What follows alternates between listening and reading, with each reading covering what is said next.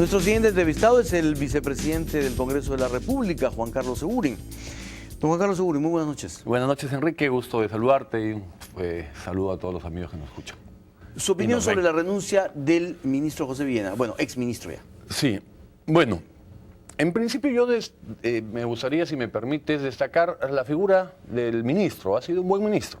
Ha sido un ministro que ha hecho una buena labor y creo que en ese campo no se está yendo ni por corrupción ni por incapaz. Yo creo, limpiando un poquito las honras. Cometió un gravísimo error y ese grave error en política sobre todo se paga. El problema, más que el error, porque como alguien dijo, cualquiera lo puede cometer, es haberlo pretendido negar, haberle tratado de darle la vuelta, haber tratado de solucionarlo por lo bajo. Pero lo más grave fue el hecho. O sea, me disculpo, pero no hice nada, voy hasta Arequipa, pero yo no le hice daño a nadie. O sea, toda esa cosa que durante una semana pretendió estirar la pita inútilmente. Pero es falta de olfato, de visión, de experiencia, probablemente yo diría del presidente Ollanthumala. Es el presidente quien debió inmediatamente pedirle la renuncia, es el presidente que inmediatamente debió cesarlo, y aquí patinó el presidente Ollanthumala y patinó Nadine, la esposa.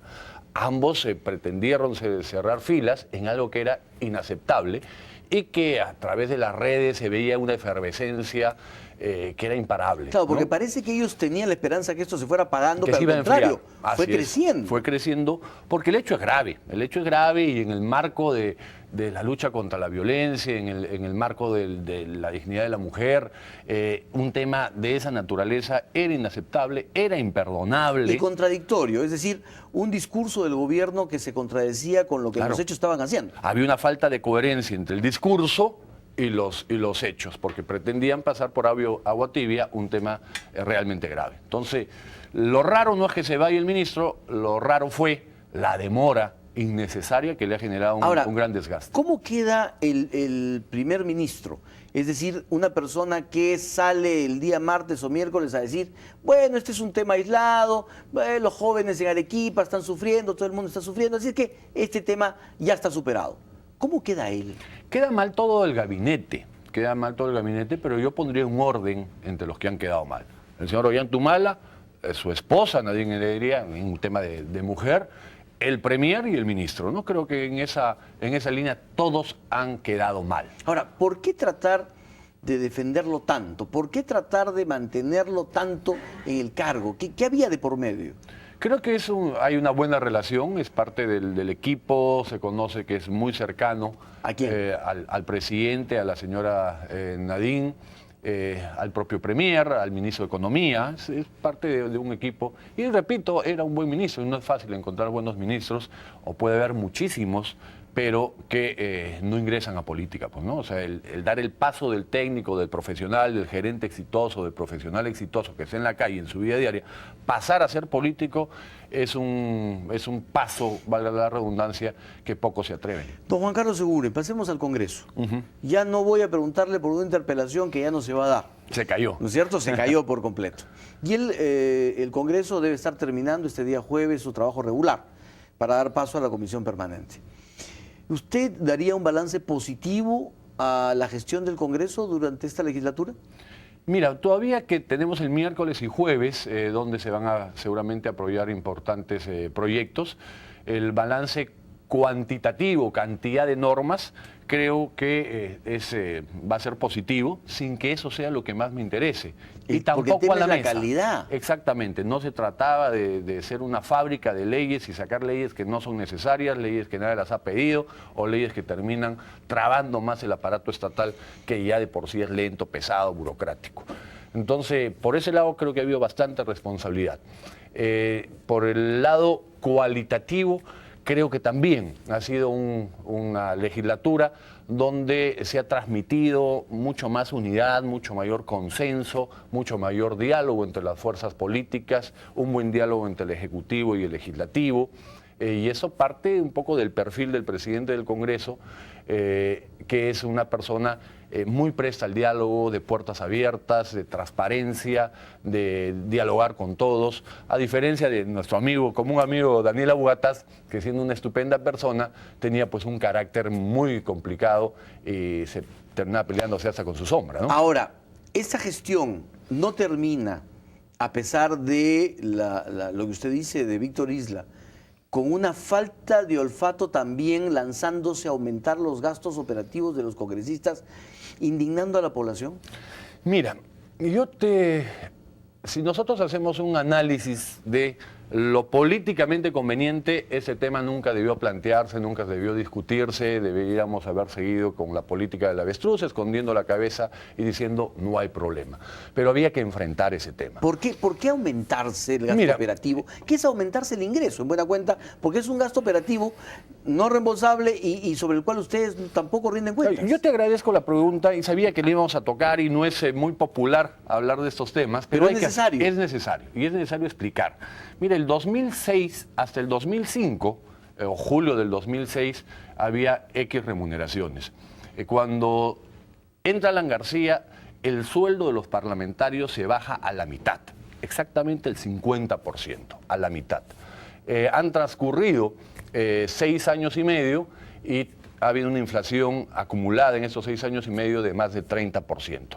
En la práctica, el sueldo de un parlamentario hoy es el 40% de un parlamentario del 2001, 2, 3, 4, 5, ¿no? Entonces, 40%. Pero es el sueldo, digamos, privilegiado de toda la administración pública. Y ustedes son administración pública, les guste o no les guste. Pero mira, pero tenemos que poner las cosas, yo entiendo tu posición y tienes que tenerla, pero hay el 40% de lo que ganaba antes un parlamentario. ¿Cuánto es ese 40%? Hay que decirlo también, ¿cuánto es ese sueldo privilegiado? El neto que termina en la cuenta de un congresista es entre 8.000 y 9.000 soles al mes. Entre 8.000 y 9.000 soles al mes. Ese es el sueldo que es muy complicado para congresistas de provincias.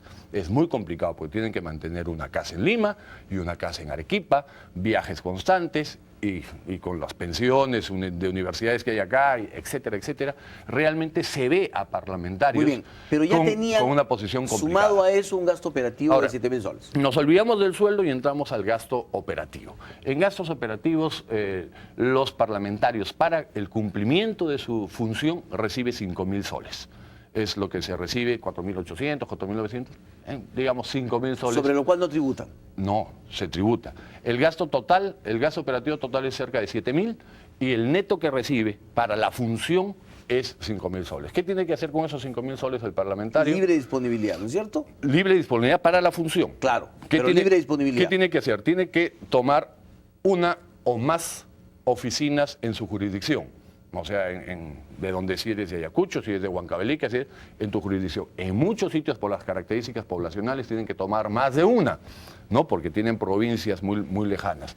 Tiene que pagar de ahí el agua, la luz, los servicios, telefonía, internet, etcétera, etcétera. Tiene que poner de ahí, contratar de ahí a personal. ¿Y qué es lo que sucede? O sea, y en esto yo creo que todos debemos sumarnos. Y por eso es bueno dialogarlo y conversarlo. Nosotros, y tú lo sabes perfectamente, y la población también, y se lo vamos a recordar, hace 20 años teníamos 180 diputados y 60 senadores. Había 240 representantes y teníamos la mitad de población. Han transcurrido 20 años, se ha duplicado la población y se ha bajado a la mitad prácticamente el número de representantes. Eso nos ubica con el ratio peor del mundo, Enrique, el peor ratio del mundo de número de población por cada representante. Y con una geografía como la que tenemos, o sea, eso no se ve en Lima, no se percibe en Lima, porque acá cualquier ciudadano toma su metropolitano, pese a que ha subido el precio, y va al Congreso y ubica a un congresista. En provincias eso no pueden hacer, entonces el congresista tiene que ir hasta la provincia y tiene que estar, y hay una demanda porque esté. Y cuando vas, además no puedes ir con las manos vacías. Para comenzar tienes que alquilar una camioneta para ir, viajar con 2 o 3 personas, ¿no? Y llevando algo. Hay una demanda, así es la idiosincrasia. O sea, los congresistas son los reyes de los padrinazgos de las promociones. No hay enfermo en una provincia o un distrito o un accidentado o un caso social que no toquen la puerta. Y todo el tiempo es eso. Por ejemplo, a modo de ejemplo, es malo ponerse uno de ejemplo, pero yo en estos días arranco el 17 y tengo que atender a 22.000 niños. 22.000 niños. En promociones. En Navidad, con su chocolatada. Está bien, pero eso es parte también de, hay que parte decirlo, de la función. del trabajo electoral que ustedes hacen, con eso se ganan sus votos también para las reelecciones, hay que decirlo. Mira, postules o no postules a la reelección, son temas que se dan y así es la política, así es la realidad y esa es la función del parlamentario. Entonces, queremos facilitar y mejorar la capacidad de relacionamiento del parlamentario, lo queremos seguir aislando. Hay muchos, no voy a calificar, pero hay muchos que hablan de la democracia, de las instituciones, etcétera, etcétera, pero hay un afán de darle al Congreso y a los congresistas sin darse cuenta que estamos debilitando el sistema político. Quizás no por el aumento, sino porque ese aumento no representa después calidad de leyes, no representa trabajo efectivo, no representa un trabajo que acompañe el crecimiento económico, sino por el contrario. Pero mira, la ley para el Día del Cuy o el monumento al CLIP, no sé, cosas que lo hemos visto lamentablemente en estadísticas, no ayudan al país. Pero mire, Enrique, o sea, el sueldo se bajó al 40%, se perdió 60%. Dejemos el sueldo ahí, nadie ha pedido aumento de sueldo. Pero por lo menos facilitemos y ayudemos a los parlamentarios a que puedan acercarse a la población. Lo que pasa es que hay quienes ven en estos aumentos de gastos operativos un aumento de sueldo encubierto. Pero no es así. Bueno, quien piensa mal, quien quiere pensar mal, la cultura de la sospecha, como alguna vez dijo Alan García, sí pues está instalada en muchos peruanos y dentro de ellos en muchos periodistas. A propósito, ¿ha revisado usted la estructura del aumento policial militar? No lo he Todavía no lo he visto a detalle, pero es un tema que se venía conversando ya hace mucho tiempo. El principal requerimiento era en la base, ¿no? Ahí había mucha distancia en los rangos inferiores, ahí había que insistir. Y son 5 años, durante 5 años se va a hacer incrementos en promedio de 20 a 25% por año, lo cual a los 5 años debe ubicar a nuestras Fuerzas Armadas y Fuerzas Policiales con una remuneración más del doble de la que tiene hoy. Don Juan Carlos Seguren, muchísimas gracias por su presencia. No, al contrario. Muy amable. Muchas gracias. Esperemos a ver cómo termine el año, ojalá que con un balance, como digo, positivo. Sobre todo también en la labor de fiscalización, que eso es lo que hay gente que siente que ha caído un poco el tema. Sí, no, que con todo gusto ha terminado la legislatura y vamos a poder revisar también normas importantes que se han dado, por ejemplo, la ley de la carrera y la ejecución del magisterial, gasto ¿no? del Ejecutivo, que siempre es interesante. Sí, muy amable. De todas maneras, muchísimas comprometido. Gracias. Vamos a una pausa, amigos, estaremos después con el presidente de CONFIEP. Regresamos.